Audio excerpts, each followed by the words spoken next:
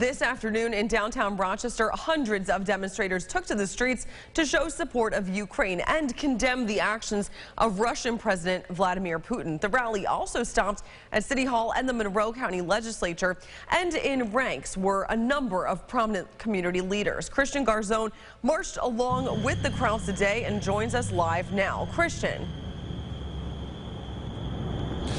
Isabel, it's estimated that 40,000 people of Ukrainian descent live in the Rochester region. This was no doubt a huge turnout on these streets today, calling for an end to Russian hostilities, with some asking Washington to do more. Yaroslav Golkowicz is a first-generation American. His parents came from the Ukraine.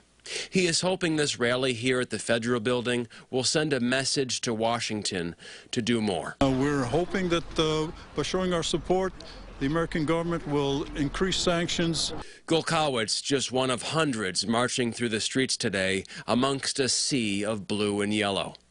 Dennis Mazer says many of the freedoms we take for granted is what Ukraine is now fighting so bravely for. And in turn, Putin has shown the world that he wants to bring the old world back, where they are satellite of the Russian people. This isn't Eric Brewer's first rally demonstrating against Moscow.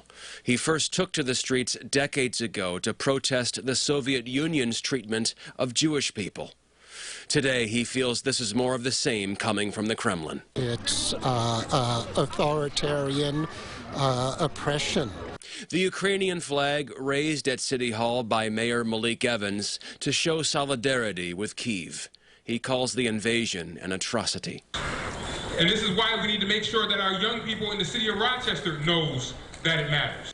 Other community leaders marched along to show their support, including Congressman Joe Morelli, City Councilman Jose Pio, Brighton Town Supervisor Bill Maley, LaRon Singletary, Gates Police Chief James Van Brederode, and AMVETS Director Joe Shenley.